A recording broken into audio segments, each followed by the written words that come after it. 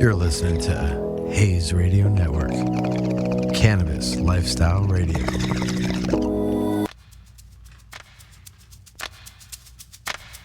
Yeah.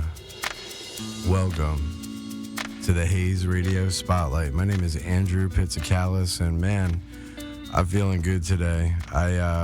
Today's one of those days where I usually come in and I have actually somebody to hang out with and be live essentially with a physical person. But today we can't be in Georgia where there was a really cool cannabis event going on, and we wanted to find out what that event was like and what was it about. So we want to give a call to someone, and today's going to be one of our days where we do a call-in.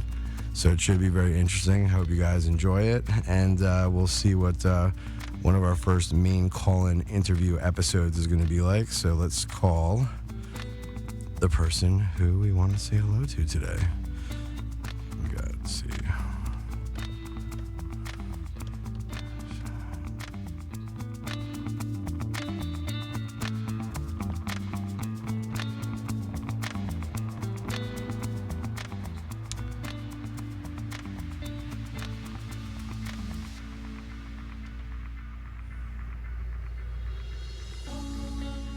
Hopefully we don't have technical difficulties. Should be working though.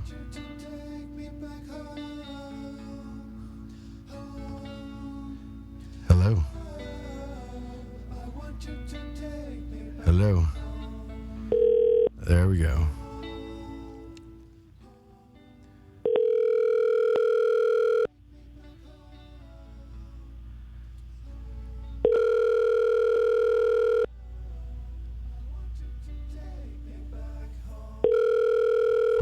Do we get through?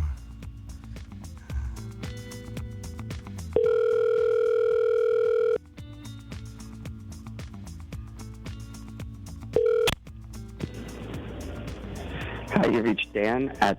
That's the wrong you number. can leave me a message. That was not the right number. Maybe I dialed the wrong number. Let's try this again. That's some funny shit, right? I might have been too high already. Let's go. Let's drop the call. Let's do this over again. We got one. No, I might have been too high. You never know.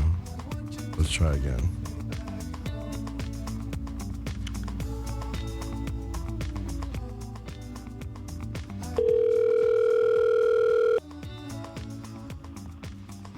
Hi, this is Khadijah. Hi, it's Andrew. How are you? You're on Haze Radio. Wow, how are you doing today? I am doing amazing. Thank you so much for having me. How are you? Good. So, what's the weather like? You're in Georgia. I'm in sunny California. I'm assuming it's really nice there still, though. You know what? It really is really nice here right now. It is about, I would say, 90 degrees, something like that. It's a little cloudy, but let me tell you, it was a great day today. Great day. So why don't we tell everybody what the event was that you were at today? Absolutely. And so my name is Khadijah Adams. Let's start there. And I am the VP and COO for CEPUT. We are a minority-focused business development and management firm in the cannabis and hemp space. And what we're doing, and mind you, you guys, we're not exclusive to minorities, but we are inclusive to diversity, what that means to our global society, and what that means to the cannabis and hemp industry. And so I was invited to come and be the keynote speaker at the first Middle Georgia CBD medical marijuana seminar, and it was phenomenal. Now, how many people showed up at the event? You know, I have to say it had to have been a little bit over 100 plus people. It was a very intimate event. You know, we are here in the South. This is the Bible Belt, and not very many people are fond of, you know, cannabis and CBD, primarily because they've been mentally brainwashed for over 80 plus years, just lied to, bottom line. Now, do you think that people were possibly even slightly afraid to go? Absolutely. And you know what? I'm glad you said that. because, especially, communities of color, we have been arrested more so than any other race or any other nationality, or I don't know what to say, because I believe there's only one race, and that's the human race. But we have been just really discriminated against as it relates to the marijuana industry, and that stigma is still there. So a lot of people are afraid. They're afraid to come out to events. They're afraid to let people know that they're interested. They're afraid to get involved in the business or the industry at all. Wow. But the people who came were very foot forward, right? I guess, let's say, to attend. And let's talk about who attended and what were some of the topics and what was the day about. Absolutely, and I'm glad you asked that, because it was a very diverse group of people. There were people ages 18 to 78 years old in attendance, and it just blew us away. One of the speakers, her name is Tangelica, and she is a chairperson of the Georgia Cannabis Coalition. And, she came out. She was one of the speakers. And then we had Raul out of Chicago. He's with a company called Leafy Quick. So he came out and he spoke. And just a group of people, if you had been there, Andrew, I have to tell you, you would have been just amazed, primarily because it was age 18 to 78. Wow. In the audience. It was amazing. Wow. So what were the topics, though? Let's understand why people were coming there. What were you guys trying to? What were you? It was all CBD education. Okay, so let's give an example. Like, what was one of the speakers talking about, just to give somebody an idea? Let's say. Yeah. So Tangi, she covered the differences between CBD and THC, and she also covered the endocannabinoid system, CBD receptors in our brain and throughout our body. She also covered, the benefits of CBD for humans and also for pets as well. So it was really great. The Q&A was amazing. Now, were there any CBD products for people to actually check out, or was it mainly information? Yes, there were CBD products there, and so there were hemp cigarettes there, no nicotine, no tobacco. It was amazing. They were giving out samples of those. Really trying to help people get off of nicotine cigarettes. So they were giving out samples of those. They had a variety of CBD oils there as well. And then I was, really excited because there was a new CBD company or nutrition company there called Sealy, C-I-L-I, Sealy by Design, and they offer aquaceutical cellular technology.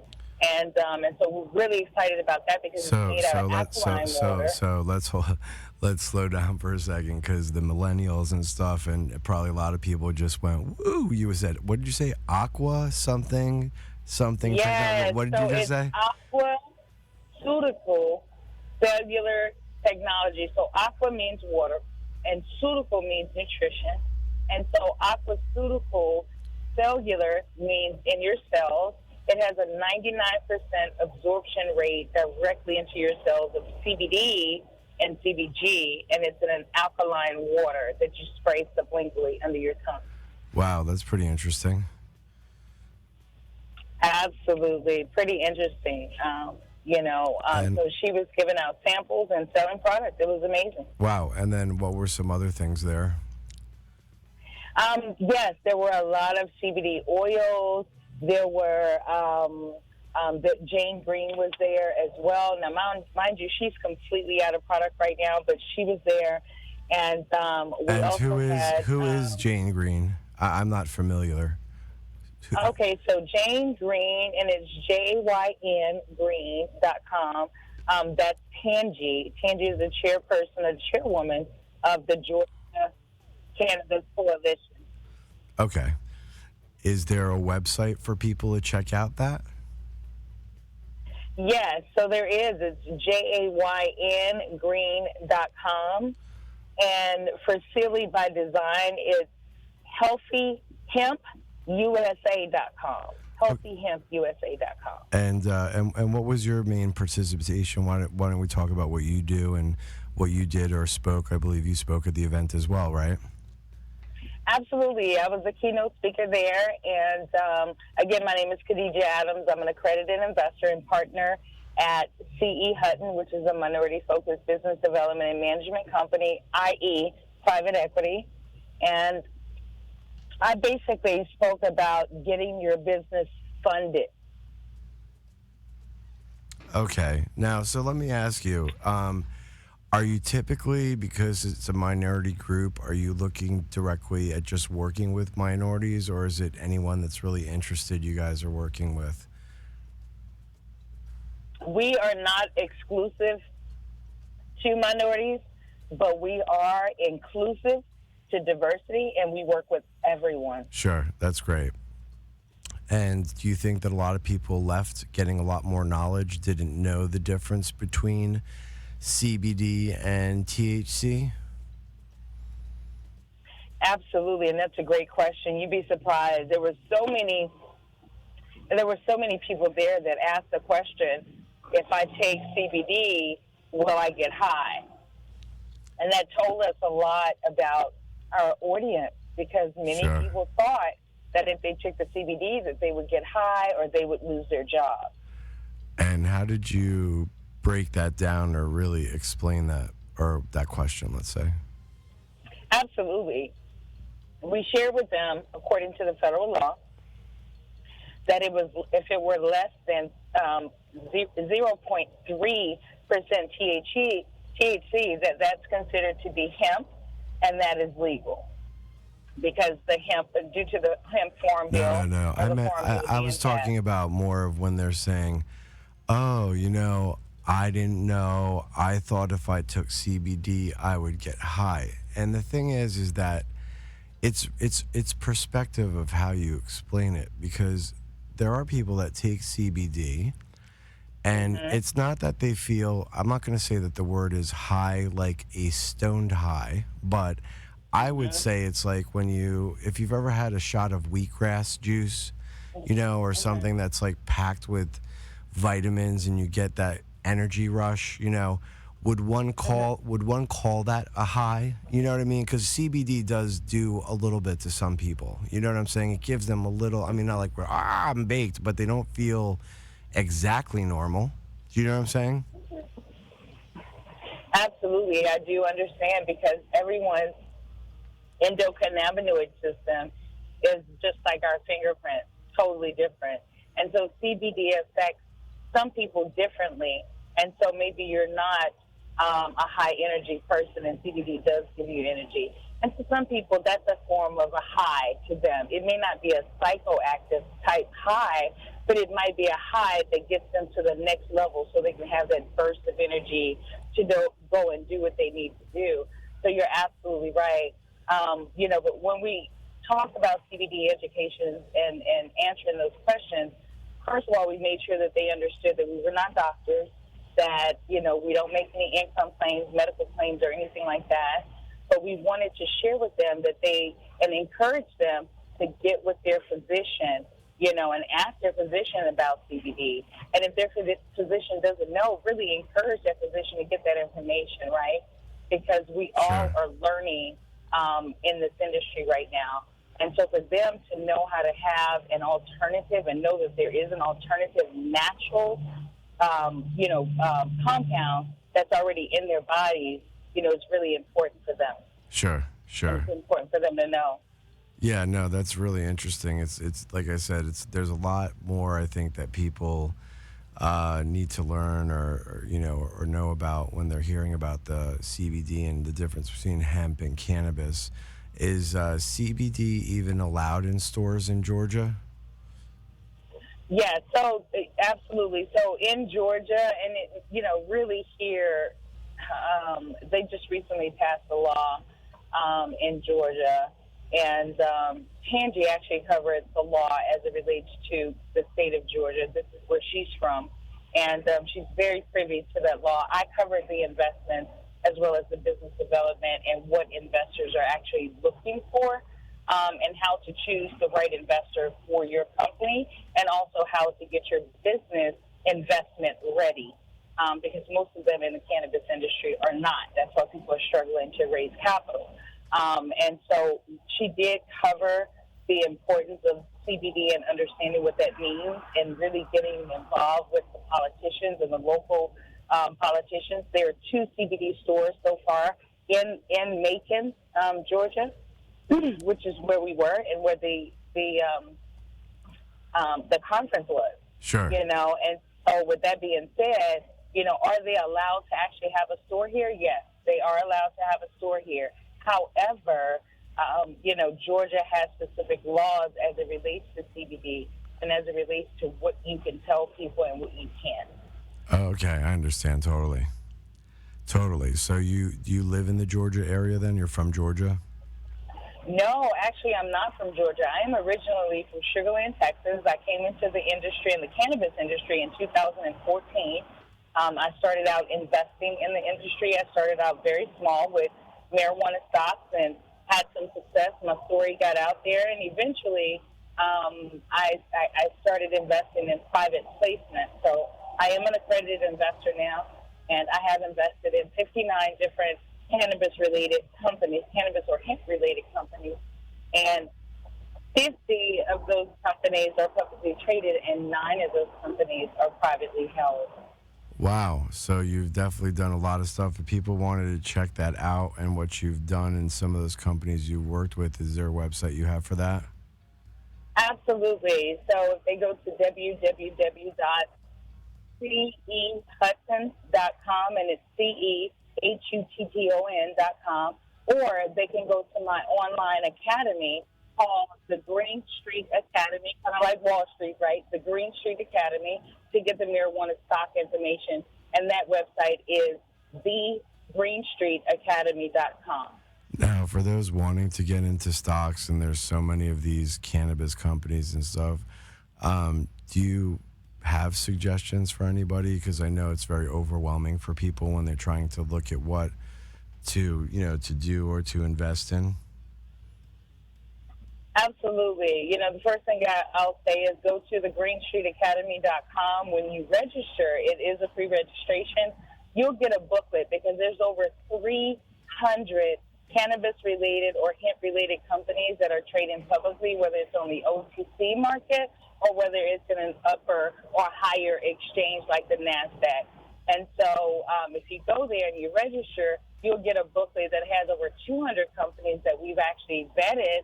And these companies are in alphabetical order. We give you their ticker symbol. We also give you what sector of the industry they're in. And then we give you their, what exchange you can find them on, whether it's the OTC, the NASDAQ, the New York Stock Exchange, et cetera. Wow, that's pretty interesting. That's pretty cool for sure. Any shout-outs you have to any friends or family out there? Absolutely. I want to say that shout out to Young Core.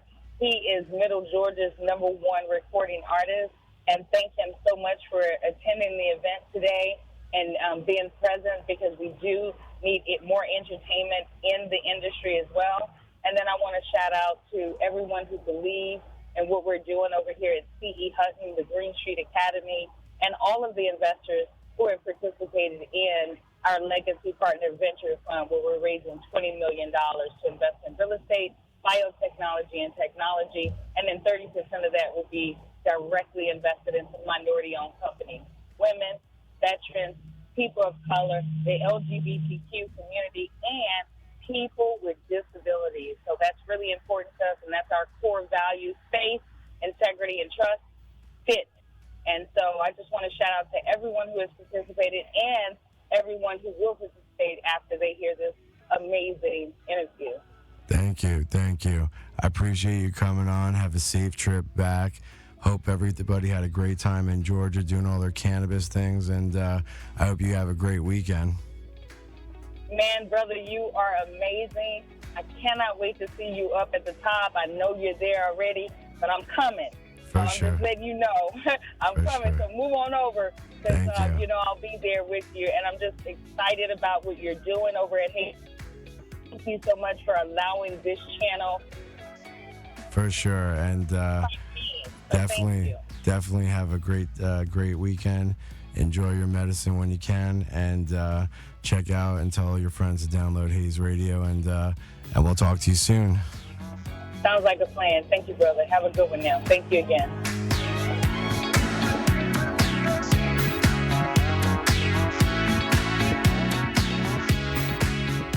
Oh yeah, I'm gonna take a little break. We'll do a little puffy, and then we'll be back with the next guest. Yeah.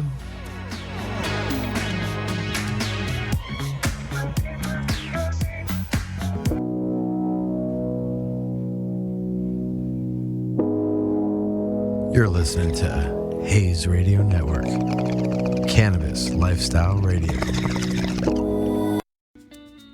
Oh yeah, you know how it is when I'm hanging out, doing what we got to do. Looks great to be on the Haze Radio Spotlight. It was nice talking to the lady we were talking about at Georgia. It was a great interview, telling us a little bit what was going down in the East Coast, which, a lot of things are popping all over the country. So we're going to see all the different things that are going on. And today we're going to talk about something a little bit more scientific.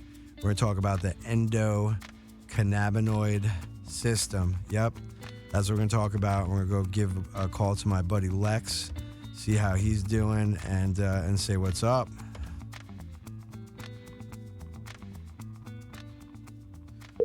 Oh, yeah.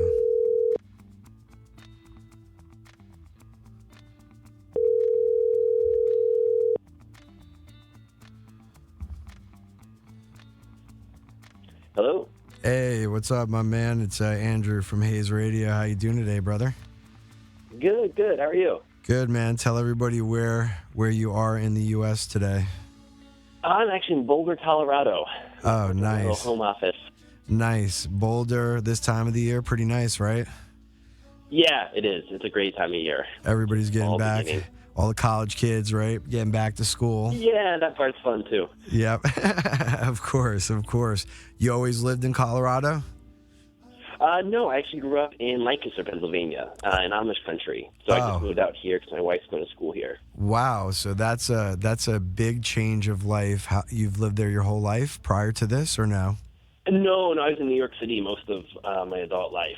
So, yeah, Okay. That was a big change. Okay. From the city to here, but so it goes. Yeah, no kidding. Like New York is definitely a different atmosphere than when you're at, for sure. Colorado is definitely a little bit more laid back than the fast pace of New York, right? Yeah, I'm getting used to it. Was it hard for you? Yeah, it's not quite my speed. I miss the subway. I miss all the people from all over the world. Yeah, for sure. I can imagine. What were you doing there then? Were you always into cannabis, or what's the deal? I was mostly writing about drugs when I was in New York. My background's biochemistry, and so my angle as a writer was that I could explain the science of what was going on with the drugs, but then I also had a lot of friends in all these different communities, and I could find out what was really happening with the drugs, whether it be heroin or psychedelics or cannabis. You could find out what people are really doing, as well as what the scientists are talking about as well. Okay, very interesting. So what stuff did you research prior to cannabis? I mostly started looking off at the classic psychedelics and how they worked, and the medical efficacy of, and also the underground spirituality that was arising around them. But then I wanted to write my first book, and I decided I would focus on cannabis because I thought, well, how hard could it be? It's only weed. And that was my great hubris, because I had no idea how complicated cannabis was. I didn't know about anandamide. I didn't know who Jack Hare was at the time. And so let's give a quick shout out to that gentleman that you just spoke about, for all those millennials and people out there that don't know Jack Hare. He was considered the emperor of hemp, and because of all the politics against the reefer madness and of bud, Jack was smart enough to say, you know what, hemp, the non-psychoactive part, had so many amazing benefits, not just to the body but to paper and rope, and could be a completely sustainable thing, and thought that bridge would get people to kind of realize that maybe the cannabis plant was not so much devilish, let's say, right? Yeah, Yeah, exactly. And he was such a lone warrior in that. He was out there doing the research in the 80s when no one was talking about um, hemp, especially. There were some people talking about marijuana, but nobody was talking about hemp. And he did all of this research and he started preaching, and all these people started globbing on. And he completely changed the conversation. It was amazing how much one man could do. He actually had a booth set up for a long time in front of the White House right there, and all about hemp. And a friend of mine said that he would just get high on LSD and he would sit there for hours and hours and just rap to people about what hemp could do. And because he knew it so well, it was just like having a prophet there telling you the ins and the outs on this old plant. He was an amazing Absolutely. guy. He changed everything. And that's why they named a famous marijuana strain after him. Yeah, absolutely. They had it for him even back then for sure. And I was a friend of Jackson. Definitely enjoyed smoking his bud with him and other things for sure. Absolutely. So 5 years studying now. When you realize, hey, wow, this is a lot more complicated than I thought. Um, what went through those 5 years of studying? The fun part was being on the road and just going all over the country and talking to lawyers and cops and activists and seeing how state laws really matter and what was happening on the ground. But then also going internationally and interviewing a lot of scientists. And that was the part that was even more unexpected. I mean, you could kind of understand what's happening with cannabis in this country, but once I started to learn how deep and widespread the endocannabinoid system is in humans and in all mammals, that's when it was really just became a bigger and bigger project because the endocannabinoid system is so widespread. And actually, on my last research trip, I always take one big fat fiction book along that I wanted to get through. And so this time I said, well, I'll take Moby Dick because anandamide was my great white whale, this cannabinoid neurotransmitter. I wanted to explain it. And I started reading Moby Dick on this trip, and it was perfect. It just, the whole flow of the book. So now all of my books are based on Moby Dick. And the war on drugs is Captain Ahab, and the endocannabinoid system is all of the whales and the infrastructure under the sea. And it just lined up perfectly, everything he was trying to say. Because it was so complicated, you need a book that big to give a structure to it. Sure, totally. That's pretty cool. And for those that just listening, laymen, have no idea and kind of are checking out our network to learn a little bit more about cannabis, explain what is the endocannabinoid system and what part of it is that to our body and health. Mm-hmm. The cool part about the endocannabinoid system is that we've been hunting it for decades. Scientists wanted to know why THC could get people high in such a different array. Most drugs people take, they do, what they're going to do, whether it be alcohol or ketamine or pharmaceuticals. You usually have one reaction to them. But people get high from weed in such different ways, and they even get high from the same weed on a different day in a different way. And so that was the big mystery. And so they were hunting for what caused the effects of THC. And it was finally in the late 80s that this woman, Dr. Lynn Howlett, used a radioactive probe, and she finally found the receptor in the human brain called the CB1 receptor. And that's the thing that mediates the response of THC, but it also turned out to be incredibly important for all these other parts of the brain and all the organs. And so it was the CB1 receptor and the CB2 receptor are the first two that were known. And so, in my little Moby Dick metaphor, it was like we had all of these sperm whales swimming around in our brains, and we had no idea that they were there. It's this giant, widespread system that we didn't even know was possible. And it turns out to be almost a homeostasis system for the body and brain. And that's what's so important about it. It helps with balance all over the place. And that's why people often find cannabis or CBD to be helpful, is that they go to the places that are out of whack and out of balance in your body, and they smooth things out. And it makes sense because these receptors and the endocannabinoid machinery is all over the place. The more we learn about it, the more we learn it's intimately tied up with most of the important physiological processes of life. It just, the Moby Dick book isn't big enough to fit in how deep the endocannabinoid system is. And we're just getting started on the research. It's only been 25 years. from what you have learned about it, to give some basic examples to someone who's a layman, Hmm. give some examples of parts of the endocannabinoid system that are in our body and what cannabis does to help benefit that endocannabinoid system. Hmm. There's a great researcher, Dr. Vincenzo De Marzo, and he says there's 5 basic functions of the endocannabinoid system, and it's how people eat, sleep, forget, protect, and I always forget the last one.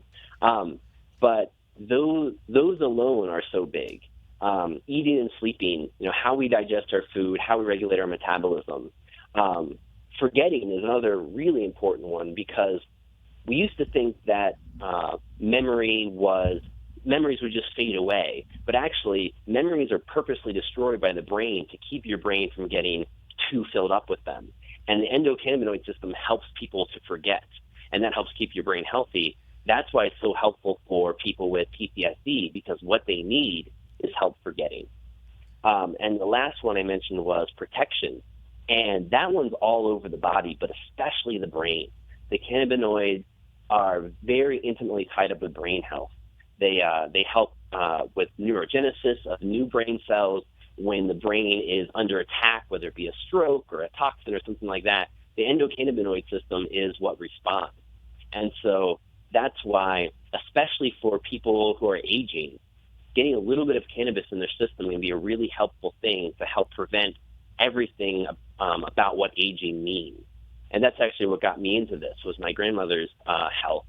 And the reason I want to get in this industry is because this is such a boon for people over 50.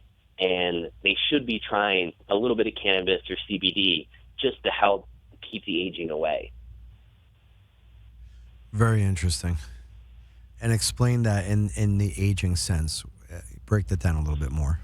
Yeah, it's such a complicated one because when you say aging to a scientist, you're talking about dozens of different processes of things breaking down, things not being quite as efficient. Enzymes don't work as well, your brain doesn't work as well, the organs are starting to fail, your repair mechanisms aren't as good, your stem cells aren't as strong, all of this stuff. And the endocannabinoids are involved in all of that. And one of the things that's interesting about CBD specifically is that one of the functions of CBD is it deactivates an enzyme called the Fa enzyme. And what that enzyme does is break down anandamide, the most famous of the cannabinoid neurotransmitters. So usually by taking CBD, someone causes their natural anandamide levels to raise. And that can be so protective in all these things. Anandamide is sometimes called our neurotransmitter of balance. It's a really good short term. So you're going to call serotonin your happiness molecule and dopamine your addiction molecule, then you can call anandamide your balance molecule. And CBD helps to raise that. And anandamide is such a widespread neurotransmitter. It's going to be as important as serotonin or dopamine or any of those things. It just hasn't been as well studied yet. But it's that widespread and it's that intimate to all these physiological processes. Wow, that's pretty crazy. So, any new discoveries? Yeah, every week different stuff is coming out in all these different fields. I actually have a little newsletter about it, and it just amazes me. Usually every week I have 10 or 20 different discoveries to share about. And in fact, let's just go to the last one and see. It turns out CBD seems like it can lessen the reward effect of cocaine. Is an interesting discovery. People have been talking about the cannabinoids for drug addiction for a long time, and almost every other week you hear about something coming out which says humans could be using this more to help them with drug addiction. And also, in another fascinating study that just came out, a study that used climax tracking sensors, which I guess is a new technology for tracking orgasms. And this was a real scientific study, and they found that cannabis helped to enhance orgasms. The best things were THC-infused edibles and vapes, but also CBD edibles and vapes would also help. And so THC-infused edibles and vapes. I think a couple more orgasms to go a long way. You know what? That's pretty interesting, though, for sure. Like that, to be able to them to actually say that they can scientifically know that that affects the body. That's specifically a vape pen or edible. That's pretty cool. Yeah, it is. And we have a lot of cannabinoid receptors in our reproduction areas. And in fact, I think the highest level of CB1 receptors ever found was in the uterus of a mouse.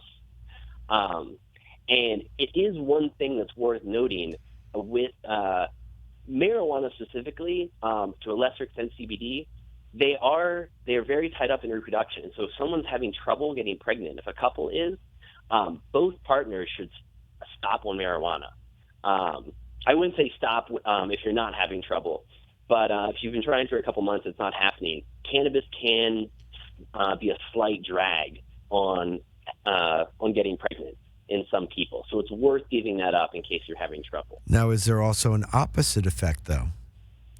Is it possible that the extra CBD or this could create someone who's infertile to be more fertile?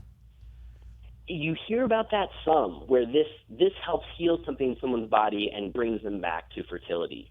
And you also hear that CBD and anandamide at different times of the cycle can be helpful. I believe it is you want high levels of anandamide when the egg is being released, but you want low levels of anandamide when the egg is being implanted. It might be the opposite, but I can't quite remember off the top of my head. Interesting. But in any case, if we did more research and had scientists really doing clinical studies looking at these timings, we could have really good advice for helping people perhaps enhance fertility here. But because of this ban on studying cannabinoids, we're way behind in this field. If it was any other field of medicine, we would have hundreds and thousands of clinical studies of course. In it if this was any other type of molecule. And instead, we have a lot of research now, more than you can get in a couple of years' time of studying it. But it's not enough for clinical doctors. We have tons of work in mice and reports from people, but we don't have enough of these giant clinical studies. And that's what the government's been stopping for 30 years now. And it's just such a shame. This can be so helpful for so many aspects of health. And hopefully that'll be changed in these next couple of years. Yeah, for sure. And we're definitely hoping that with the way things are, in the world and the acknowledgement of, recreational and medical, not just in the United States, but everywhere in the world, people will get to learn more and more how this was something that was part of us and is part of our bodies and helps. You got any shout outs for any friends or family out there? Yeah, I'll give a shout out to my baby girl, Sophia. She's a bit sick now, which I guess will be sick for the next couple of years. But yeah, shout out to baby Sophia. Oh, yeah, for sure. And then if people wanted to get more information or get to you got an Instagram, email, or anything out there? Yeah, on Instagram, I'm Lex Pulger. And if you go to my site, lexpulger.com, you can see my first 2 books that are free on there, the graphic novels. And if you want to get CBD oil, I'm the director of education at CV Sciences that has Plus CBD oil, and we make a damn good product. And what's the website for those guys? Plus CBD oil. Nice. Very nice. That sounds great, man. And thank you for taking the time to hang out with us at Haze Radio. And don't forget to have your friends tune in and download the Haze Radio app and check us out on all our different platforms on HazeRadioNetwork.com. Lex, for all those stoners out there, spell your last name for the website. Great. Pelger, Pelger. So Lex Pelger. Hell yeah, Lex. Thank you, brother. It was good talking to you, and we'll catch you on the flip side. Sounds great. Thank you.